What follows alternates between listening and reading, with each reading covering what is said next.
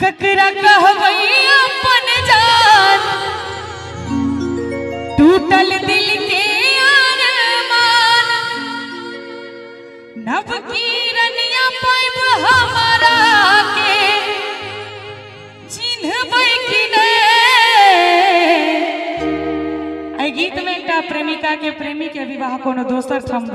रहल छै तो प्रेमिका लास्ट मुलाकात में भेंट करे छे तो ओ की कहे छे से सुनिए कि नव की रनिया पाइब हमारा के चिन्हबै कि नहीं। ध्यान देबे शादी बाद हमारा से मिलबै कि नहीं पहले जे का जान कहि का मिलबै कि नहीं। शादी बाद हमारा से मिलबै कि नहीं पहले जे का जान कहि का मिलबै कि नहीं। ककरा कहबै अपन जान टूटल दिल के अरमान ककरा कहबै अपन जान टूटल दिल के अरमान नव की रनिया पाइब हमारा के चिन्हबै कि नहीं। शादी बाद कोहू जे बदलबै तने पहले जे का जान कहि का मिलबै कि नहीं। शादी बाद हमारा से मिलबै कि नहीं ध्यान वाला बात याद करबै कि नहीं।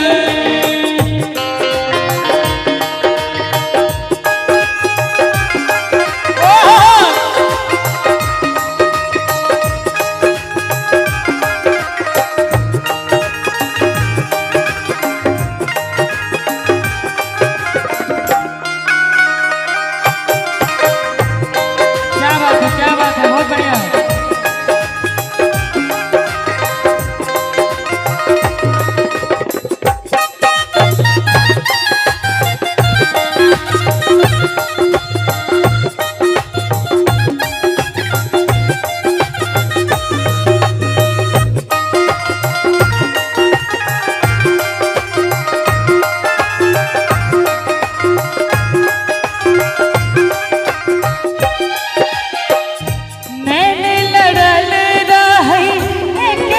कॉलेज में प्रेम पत्र भेजत रही दिल वाला पेज में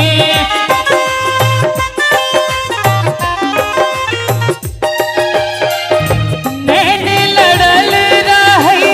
एक दिन कॉलेज में प्रेम पत्र भेजत रही दिल वाला पेज में गिन गिन के बीते दिन कोना जिया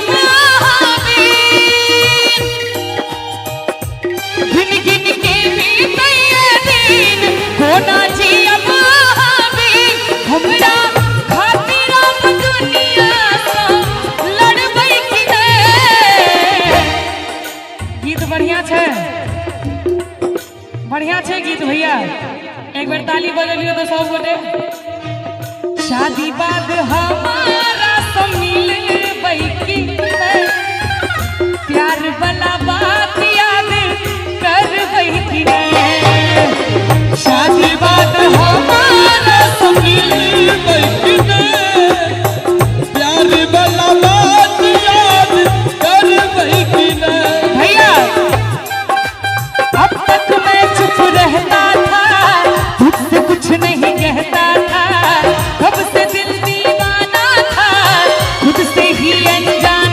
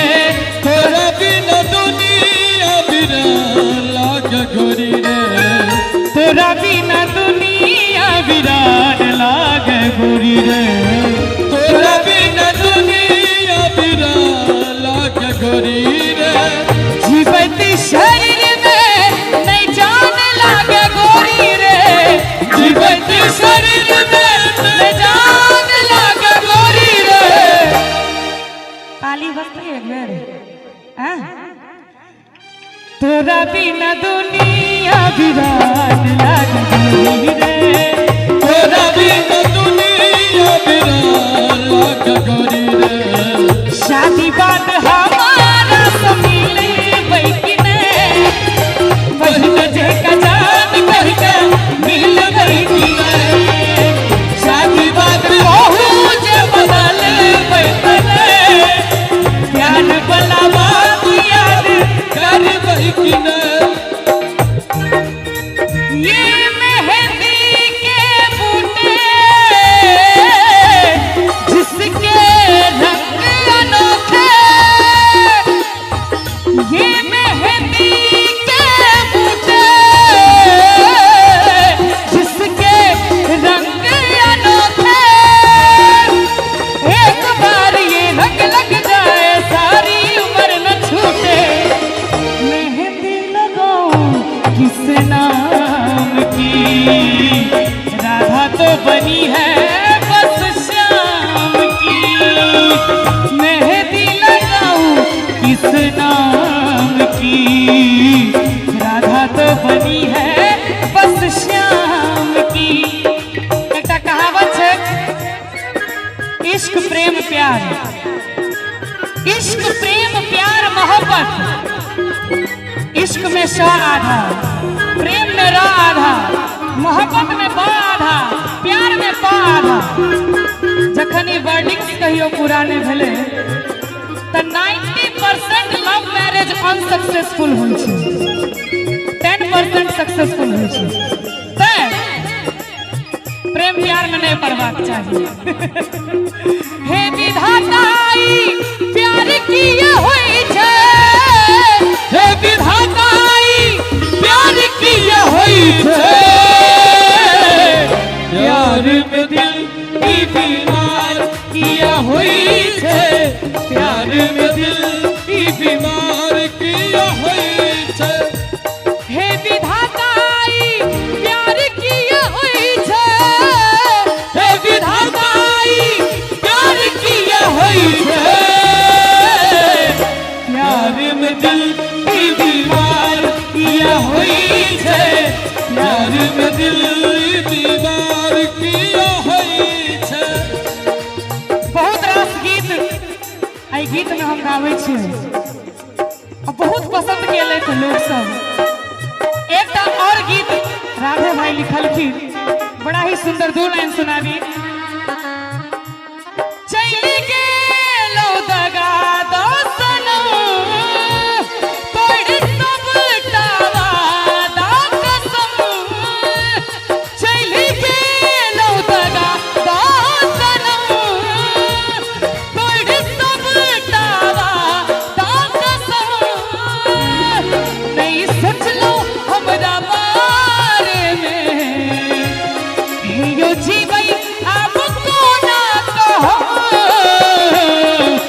प्यार एक दू दिन के खेल नहीं रहे लगिए जे न कहियो ई भेल नहीं रहे ई प्यार एक दू दिन के खेल नहीं रहे लगिए जे न कहियो ई भेल नहीं रहे शादी बाद हमारा तो मिले बैठने पहले जे का जान कही कर मिल बैठने शादी बाद हमारा तो मिले बैठने पहले जे का जान कही कर मिल बैठने और कनी मोबाइल के धो लियो जेबी में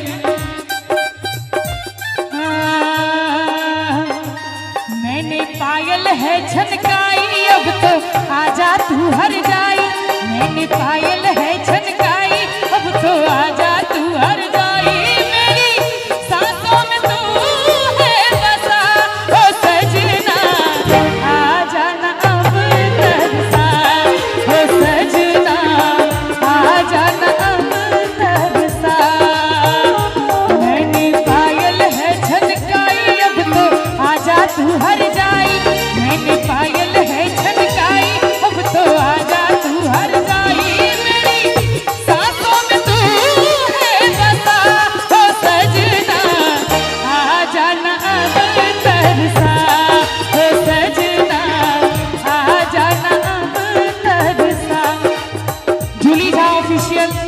YouTube चैनल पर ई गीत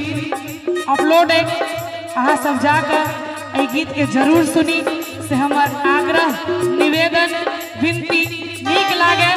तो अहाँ सब ई गीत के शेयर जरूर करबे। एक बार नीक लागल हुए तो चारों तरफ से ताली बजवा के चाहिए। शादी बाद हमारा तो मिले बैकी ने पहले जे कजान कही का मिल बैकी ने। शादी बाद हमारा तो मिले बैकी ने